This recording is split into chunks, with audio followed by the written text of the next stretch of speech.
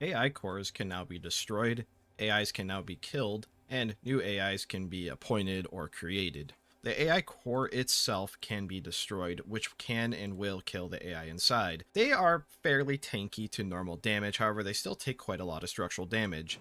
Upon 400 damage, you will actually kill the AI inside, but you will not fully destroy the core. The more damage you do, you'll start seeing cracks appear on the screen of the core, and the AI will actually die before the screen is fully broken. Once you see the literal blue screen of death, the AI is dead. There is no way to actually fix the AI in this current state. You can physically repair the core by welding it, and this is where it gets a little bit interesting. So if we swap to the perspective of the dead AI, I am actually a ghost, and if I return to my body, it says that my health level is only at alert level, but you cannot talk at this point. There is nothing you can do. If you get repaired, which I will just repair it very quickly. So the screen is totally fixed at this point, and my health will even say good, but I am still dead. Like, I guess the brain dead is probably the best term. The core is fine, but you as the AI are gone. In the research director's locker, and I'm assuming this is going to be mapped by default, there is now a new board called the AI Restoration Console. It's a new type of computer. This lets you fix and delete AIs. If we look at the UI, it will say no AI detected. So what that means is the RD is going to have a lot more responsibility now. The RD who has the Intellicard can go back up to the AI core, which you probably already knew this part, and you can pull the AI out of the core even if it is dead. It will even display the blue screen of death on the Intellicard if the AI is dead, and you will still be able to actually resuscitate this AI at this point. I don't know a better term. Resuscitate is probably the wrong one. But what you do is you go up to the console, you put the Intellicard in it, you have to unlock it, but research directors and captains can do this, and then you just run the repair tool.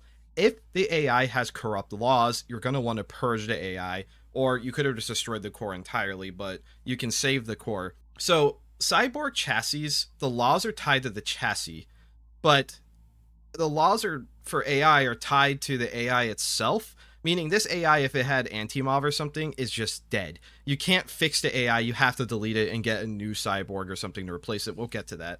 So if I just run the repair tool, it takes 30 seconds. This will fully fix the AI, and I'll just skip ahead.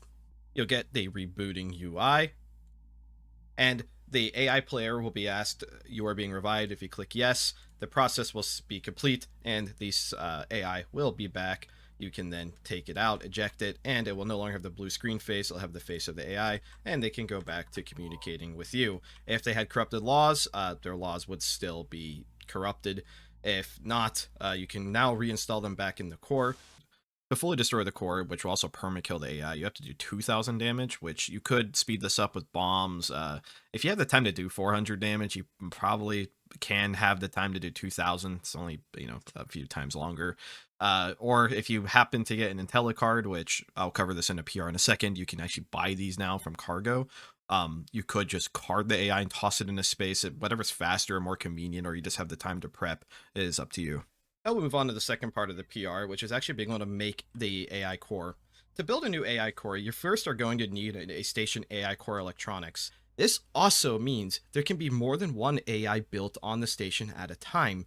So you could have two AI. However, you can also technically have them have different laws. So the law board affects all AI cores at the same time. So if there's two AI on the station and you insert anti-mov, both those AIs will be anti-mobbed. However, if you anti-mov one and then finish the second core, the second one will not be anti-mobbed. So you can kind of use that to like manipulate having your own AI potentially, or people are going to get crazy with this. Anyways, to build the AI core and actually have an AI inside it without an Intellicard, you can insert a MMI or a positronic brain.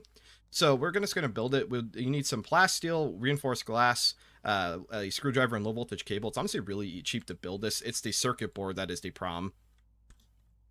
Again, you're going to have to probably get to some Cargo. Otherwise, I feel like it's going to be pretty rare that you're ever going to find one of these naturally. So you put the board in, screwdriver it, then you put it in the cables. Once you put it in the cables and it looks like a little nest, you could put the board inside and there will be a sprite for it. Then you just finish up with reinforced glass and screwdriver it. And now you will again have a new AI. At this point, you cannot take the brain out. You have essentially entombed the brain, and the only way to get this guy out now is on, again, once again, an Intellicard. So that is really the full process of building and destroying a AI core. 400 damage kills the AI, but they can be revived at the AI restoration console, and you can also use this to permanently kill an AI. Chucking them in space or just destroying the core with them inside will also do it. I really, again, don't see people using the AI purge much. But you're going to see it on like roleplay servers, like heavier roleplay servers, like medium roleplay and high RP for sure. But in low roleplay, I don't see why anyone would really waste their time. If the AI is bad, just chuck it into space or kill the core entirely.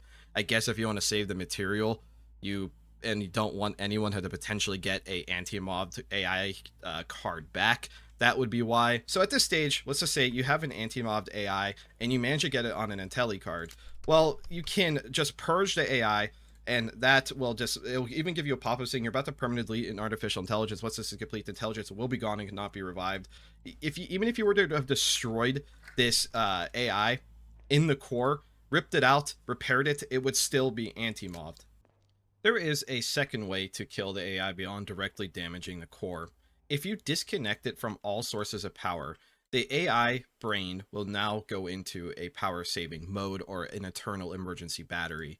It's about 10 minutes worth of battery, and if I just pull up the component for it, we can see, yes, its battery is actively draining. So that means the core now actually requires power in order to function. During this time, though, the AI can still see everything, like they can still see depowered cameras. Nothing like that has actually changed. It also directly means that you can actually use EMP grenades on the core itself to help kill it, essentially. Once the AI core has reached 0 power, this will also kill the AI. So if I turn the power back on, the AI will be dead. They are not perma-dead, so I could pull them back out of the with an Intellicard once more and put them into the AI restoration console. So this is another example, I guess, where you might end up using the restoration console to purge a bad AI rather than just having to chuck it into space. This is another way to kill the AI without brute forcing it. But the station having access to this many EMPs would require chemistry, basically. I guess an tag would be like Nukies could decide to do that. But I feel like if you're already at the situation where you can EMP the core, you're better off just disconnecting it from the station's power, or I don't know, just breaking in and just beating the AI core to death. This isn't the quite full PR, but it's also worth segueing off this because it's a new mechanic. The station AI core crate can be ordered, which was part of the core AI, but there was also a separate PR that made it so there's now an Intellicard in it. This cost $10,000, which was also covered in the actual PR of the station AI core crate itself. Not to be confusing, there is an Intellicard in this as well now. The Diagnostic HUD will now tell you what the access of a device you're looking at currently is. There's some oddities with this. For example, this is a normal armory airlock with normal armory access, and it will say it is generally restricted to personnel with armory access. So without a HUD, there's now text to describe things like that. This is one that was hacked with an access configurator to have a whole bunch of access, and it still says generally access with an with armory. This one, however, though, was EMAG authentication disrupted, and that text actually goes away even without a diagnostic HUD. So I can tell you that this armory airlock was tampered with by a syndicate agent even without having the HUD. These two cyborgs have the generally restricted or generally accessed by command and research. This top one was hacked by an authentication disruptor. So if I put on my HUD, we can now see if I shift click this bot, I can immediately tell you that this one was hacked by a syndicate agent because the access is gone. This one is untouched, so it still has that. The one that has 1 billion accesses now will properly tell me what is on it. The normal airlock is normal, and there's no difference on the authenticate disrupted airlock. So there's some oddities with this system. However, having the generally access by is great for new players or people who just don't even know what airlock you're looking at. Especially when people start painting doors, it can get confusing as to like why a door doesn't open. You could be like, oh, this was actually a medical door. I wasn't aware of that. It's great for map discovery and especially for new players. However, cyborgs are going to be pretty much just outed instantly by engineers that have the diagnostic HUD. Of course, you can still EMAG cyborgs without having to use authentication disruptor, but basically that kind of means you probably just shouldn't really use authentication disruptor on cyborgs. I mean, segueing into the second PR, you can now get these diagnostic HUDs out of the Engivend, so like every engineer could technically see that your cyborg that you authentication disrupted is disrupted. But I guess you just have to be more careful now when you hijack cyborgs if you want them to have a long life, or just turn them into a martyr bomb, and it doesn't really matter. But either way, it's really cool seeing these actually have more of a use, and it's cool that they can now perform diagnostics, which fits the name. There have been quality of life improvements to error alarms. Now, when you are typing on them, it will not replace a number that you're currently typing, so it's just a lot easier to like fully like select something and press like actually change what you're trying to change on it. Hand labelers will also now, when you shift click them, tell you what the label text is. So in case you forgot, it will tell you what it is, and if it's blank, it'll tell you it's blank. So also nice quality of life for hand labelers as well. Normal rechargers can now actually take power cells, which kind of just makes the cell recharger a little bit obsolete. It'd be kind of nice, I guess, this is an opinion, if the cell recharger was buffed to have a faster charge pace, because now the recharger not only fits things like stun batons and like things like disablers, the cell thing just does the same thing but worse, and you acquire them in the same way. Like, I can't put the disabler in there, but I can put it in there. Can't put the baton in there, but I can put it in there. But so now the recharger is just the cell recharger, but better in every way.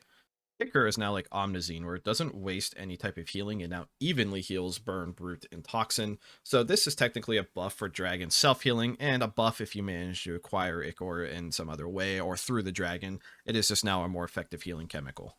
Thieves may now be tasked with stealing MK58s, Inspectors, Captain Sabers, and the CE's tool belt. These are all a lot higher risk items. Also, specifically, the likelihood of having to get the lamp objective for Thief Moths has been reduced, and the chance of getting beer goggles has been reduced as well, which, funnily enough, that one was actually easier to get than these four. The MK58 is the easiest of the four, but the other three are pretty much unique weapons or items that you're going to have a hard time seeing elsewhere outside of like one person on the station, and two of the three of those are weapons you have to steal, and you might get stabbed or shot.